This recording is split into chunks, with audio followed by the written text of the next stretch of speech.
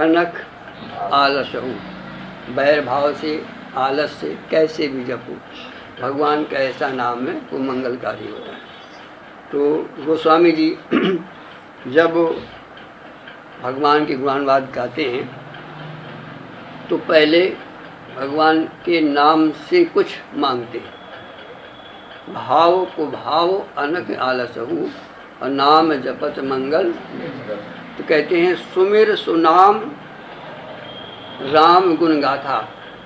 ऐसा जो भगवान का नाम है कि कैसे भी लोग उठते बैठते खाते पीते सोते जागते काम करते भाव को भाव अनख आलसहु नाम जपत मंगल दुष्टसहु।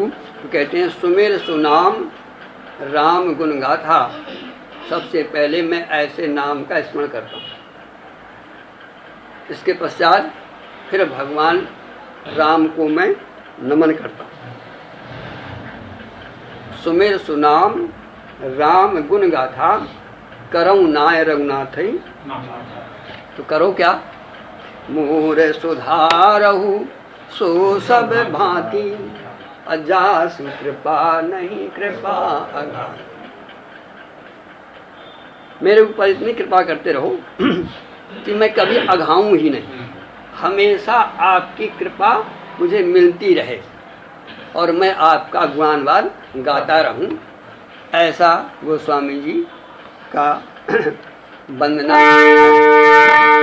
आइए हम आपकी हमारा आपका एक लक्ष्य है। क्या लक्ष्य है? एक पेड़ होता है, पेड़ पैदा होता है, जन्मता है, बढ़ता है, और पेड़ का लक्ष्य क्या है? पेड़ का लक्ष्य ये है कि वो बढ़ करके उसमें फल आ जाए। तो समझो कि हमारा पेड़ का लगाना, और यदि फल ना आए उसमें तो क्या करोगे? काट के अलग करो। कोई उसका जीवन सफल नहीं हुआ। सफल होता है जब उस वृक्ष में फल आ जाए, और फल आ गया तो पूर्णता को वो प्राप्त हो। छाया देगा, लेकिन उसका लक्ष्य छाया नहीं है, लक्ष्य है उसको फल लगना। तो इसी तरह से वो तो है दृष्टांत। हमें समझना क्या है, कहना क्या चाहते हैं। देखो, हमेशा लक्ष्य को देखो। एक बार क्या हुआ कि एक पिता अपने बच्चे को बता रहा था, बेटा देखो वो है सूर्य। अब बच्चा, पापा कहाँ है सूर्य? ये तो उंगली। क्या मतलब? बच्चे को समझाना था सूर्य, लेकिन बच्चा क्या समझ रहा है? तो हमारा लक्ष्य क्या है? शब्द पर न जाओ, भाव पर देखो। लक्ष्य क्या है हमारा? लक्ष्य हमारा ये है कि जैसे पेड़ लगाने के बाद हम आप खेती बोते हैं और साहब, और यदि गेहूँ ना आए उसमें, चना ना आए उसमें, तो सारी मेहनत बेकार ही। इसी तरह से ये हमारा परमात्मा ने जो हमको जीवन दिया है, इसका एक लक्ष्य है। लक्ष्य क्या है? जैसे पेड़ का लक्ष्य होता है, फसल का लक्ष्य होता है कि फसल को आ जाना, तो इसी प्रकार से इस देह का लक्ष्य है कि इसमें भी फल लग जाना। और फल क्या है? अभी आपने कहा कि श्री गुरु चरण सरोज रज निज मन मुकुर सुधार और वर्णो रघुवर विमल यश जो दायक फल सार। अर्थात हमें जीवन में, यदि हमारे इस तन में, हमारे इस जीवन में जो भगवान ने हमको ये मानव तन दिया है, इसका लक्ष्य क्या है? इसका लक्ष्य है 4 फल प्राप्त करना। कौन कौन से? धर्म, अर्थ, काम और मोक्ष। यदि 4 फल हमारे जीवन में न प्राप्त हुए तो ये मानव तन कैसा है? मिला और न मिला बराबर। खूब हमने खेत बनाया, खूब बोया, उसमें सब कुछ खाया और ओला पड़ गए, खेत नष्ट हो गया, सारा का सारा ब्याह का सब बेकार गया, समय के पहले ही कुछ न मिल पाया। तो हमें यदि जीवन में 4 फल न मिल पाए तो हमारा जीवन बेकार चला जाएगा। अब आइए कैसे मिले? तो सबसे पहले हमने अभी गोस्वामी जी के द्वारा, यदि फल प्राप्त करना है, अच्छा दूसरी बात, कुछ भी आपको प्राप्त करना होगा तो कुछ आपको करना होगा। बिना किए कर्म प्रधान विश्व रचि राखा और जो जस करे तस। और यदि आप कर्म ही बैठ जाएंगे, हम कर्म नहीं करेंगे, तो बड़ा असंभव। तो हमें इन चीज़ों को प्राप्त करने के लिए हमें कुछ करना पड़ेगा। अर्थ, धर्म, काम और मोक्ष। आइए गोस्वामी जी कहते हैं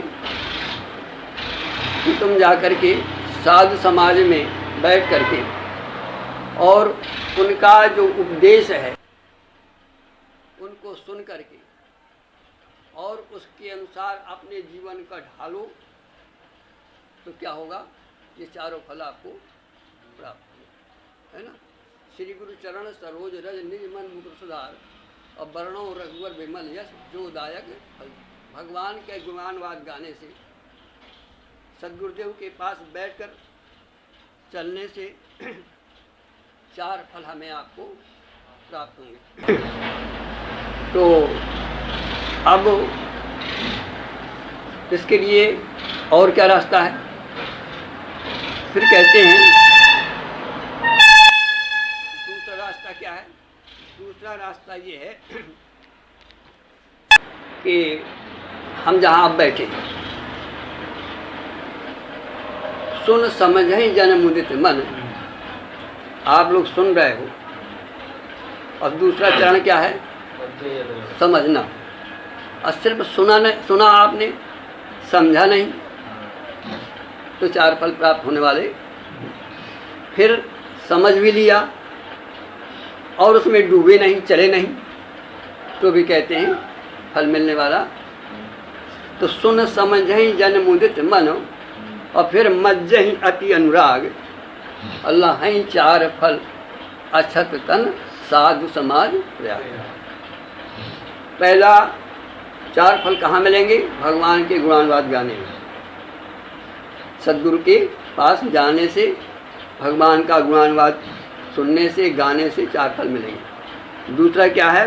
उनकी वाणी को सुन करके, सत्संग में आकर के हम उसके अनुसार जीवन बनाएं, सुनें, समझें और चलना शुरू कर दें। तो कहते हैं सुन समझें जन मुदित मनो मज्ज ही अति अनुराग, अल्लाह ही 4 फल अछतन साधु समाज परंतु यदि सरल होता, ऐसा होता तो हम आप प्राप्त कर चुके होते। हम आप किसी स्तर पर अभी नहीं, भले ही आपने अर्थ प्राप्त कर लिया हो, धर्म प्राप्त कर लिया हो, काम पर विजय प्राप्त कर ली हो, लेकिन मोक्ष तो वंचित ही है ना। तो अभी हम को ये सब प्राप्त नहीं है, और ये भी प्राप्त न हो पाया तो हमारा जीवन विखंडित हो जाएगा। तो गोस्वामी जी से कहा, महाराज जीवन जा रहा है और हमको ये प्राप्त नहीं हो पा रहा, और इसमें बड़ी मेहनत है और हम इस लायक नहीं। यदि होते तो हम कर चुके होते। इतने दिन सुनते हो गया, इतने दिन गुणगान गाते हो गया, राम राम करते हो गया, लेकिन जहाँ के तहाँ हम खड़े, हमें वो चीज़ प्राप्त नहीं।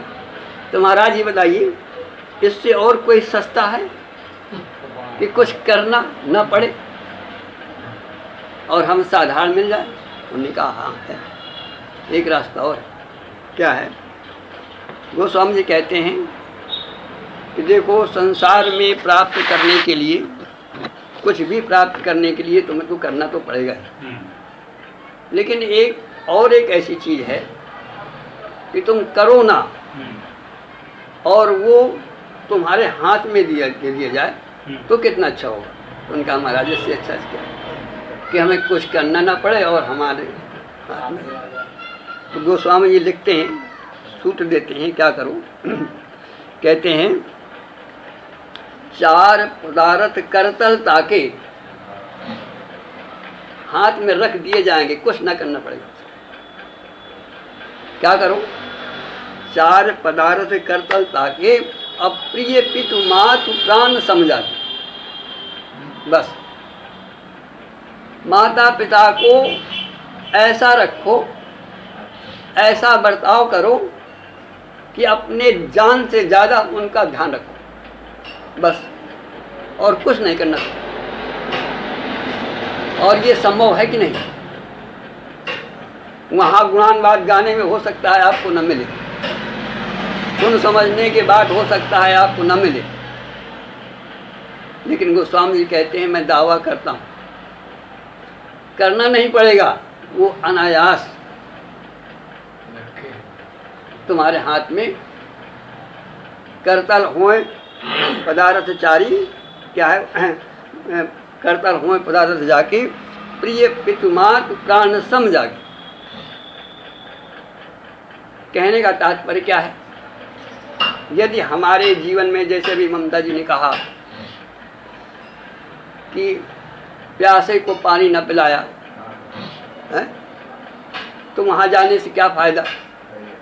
तो जो हमारे घर में, जो हम पर, कभी हम उन पर आश्रित थे, बच्चा कभी माता पिता पर आश्रित होता है, लेकिन कभी ऐसा भी समय आता है कि माता पिता बच्चे पर आश्रित हो जाते हैं। तो ध्यान करो, जब हम किसी लायक नहीं थे, तब हमारे माता पिता ने हमारा मलमूत्र उठाया, सब कुछ कुर्बानी करके हमको बचाया, सब कुछ दे करके हमको आगे बढ़ाया, और आज हम उनको पानी भी न पिला सके, आज हम उनको रोटी भी न खिला सके,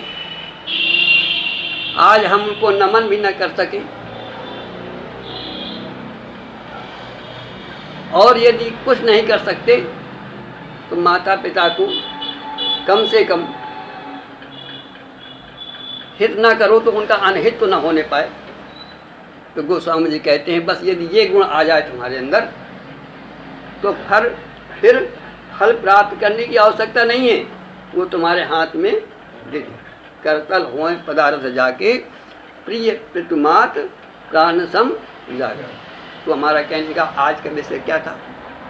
आज का विषय ये था कि जब तक हमारे जीवन में ये चार फल हमें न प्राप्त हो, तब तक हमें प्रयासरत रहना चाहिए, और कुछ ना कर सके तो जैसे भगवान करते थे,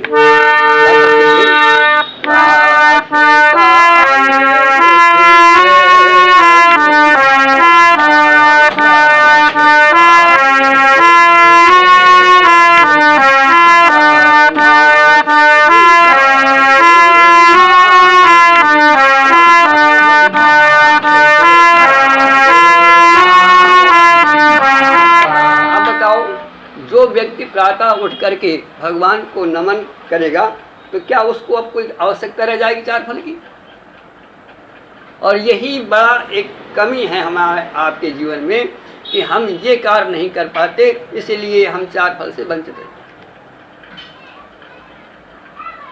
और भगवान इशारा करते हैं, ये तुम कुछ नहीं कर सकते यदि तुम माता पिता को नमन कर लो, माता पिता को प्राण के समान प्रिय हो जाए तुम्हारे, तो तुम्हें न तो किसी देवता की पूजने की आवश्यकता है, न किसी तीर्थ जाने की आवश्यकता है, न कोई यज्ञ तप करने की आवश्यकता है। सारा का सारा रहस्य वहीं पर मिल जाएगा।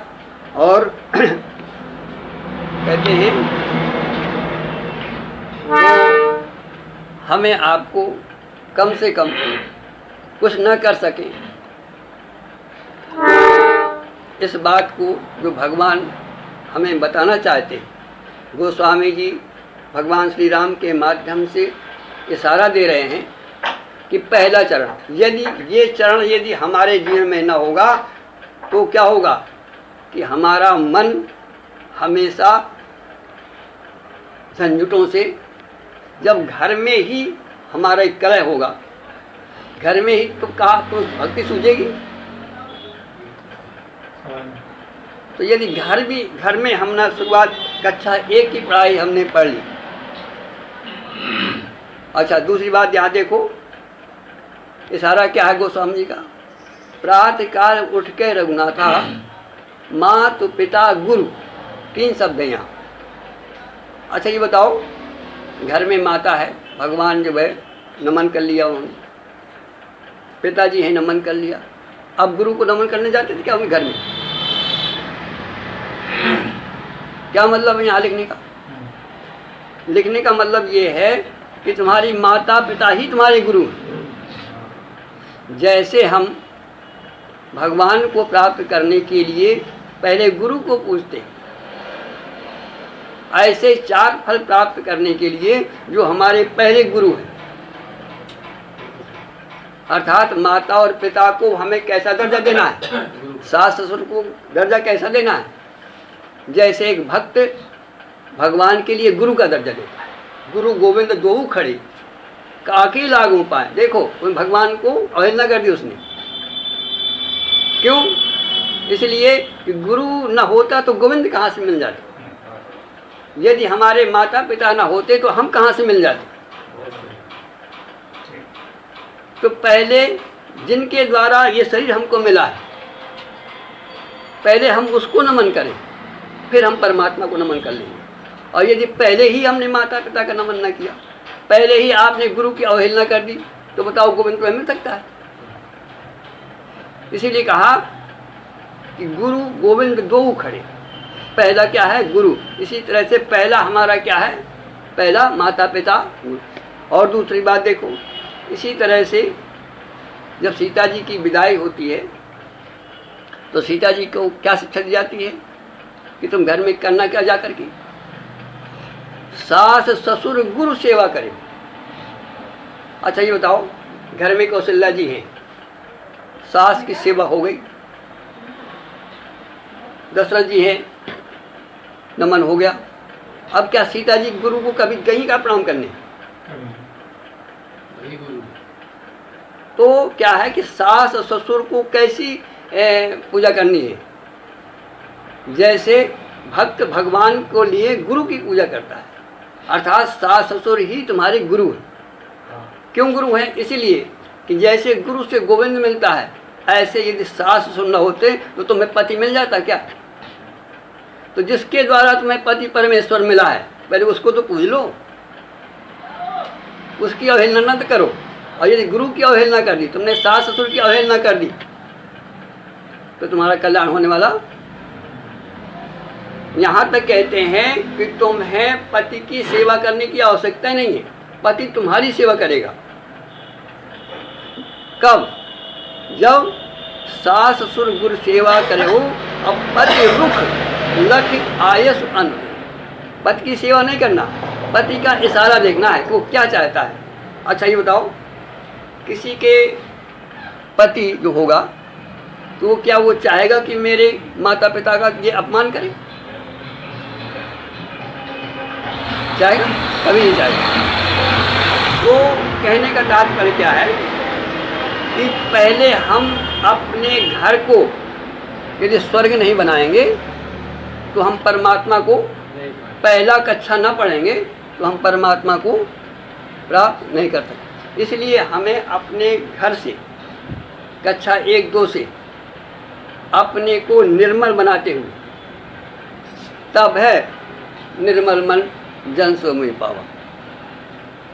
और जब हमारा यहीं से मन दूषित होगा तो कैसे हम, यही कारण है परमात्मा को न मिलने का कि हमारा मन जो है वो निर्मल नहीं है। और निर्मल इसीलिए नहीं है कि हमारा जो पहला चरण है वही बेकार होगा। दूसरा भाव क्या है, भगवान और क्या कहना चाहते हैं इस चौपाई के माध्यम से? गोस्वामी जी भगवान नमन करते हैं किसको? प्रातः काल उठ के रघुनाथा माता पिता गुरु। जब हमारा ये चरण पूरा हो जाए, ध्यान देना, पहले व्यवहार का चरण, घर का चरण पूरा हो जाए, इसके बाद हम उस परमात्मा की ओर चलें जिस पर हम मोक्ष की बात करते हैं। क्या है कि प्रातः काल उठ के रघुनाथा माता पिता गुरु, अर्थात जो माता है, जो पिता है, जो गुरु भी है, अर्थात तुम्हें वो माता, जो पिता, तुम्हें वो बंधुसका, जो वो परमात्मा जो माता भी है, पिता भी है, गुरु है, पहले भगवान सबसे पहले उठ करके वो ब्रह्म चिंतन करते हैं। पहला व्यवहार देखा, इसके बाद ध्यानस्थ हो करके वो ब्रह्म का चिंतन, अर्थात जो हमारा माता है, जो पिता है, गुरु है, उसको वो नमन करते थे। तब हमारा, जब हमारा व्यवहार भी रहेगा सही, और तब हमारा परमार्थ, और जब हमारा जीवन इस तरह से आगे बढ़ेगा तो हमारे जीवन में गोस्वामी जी की ये चौपाई सार्थक हो जाएगी कि करतल होए पदार्थ जाके प्रिय पितुमात प्राण सम जाके। बोलो वृंदावन बिहारी लाल की।